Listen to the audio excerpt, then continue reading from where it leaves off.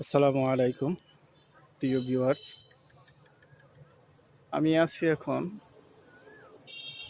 বাগেরহাট জেলার মোরেলগঞ্জ উপজেলার পোলেরহাট পোলেরহাটের রামচন্দ্রপুর ইউনিয়ন এলাকার। এখানে একটা খাল দেখা যায়। 2 বছর আগে এই খালটা খনন করা হয়েছে এবং তাতে অনেক এখান থেকে ওই বিষখালী নদী পর্যন্ত, তাতে কম হলেও প্রায় 30-40 কিলোমিটার এলাকার খাল খনন করা হয়েছে। যদিও এই খালটা ছোট এবং এই খালটার এইদিকে যে সংযোগ খাল, যেটা পোলেরহাট নদী, এটা একটা নদীর মতো, সেটারও খনন করা হয়েছে।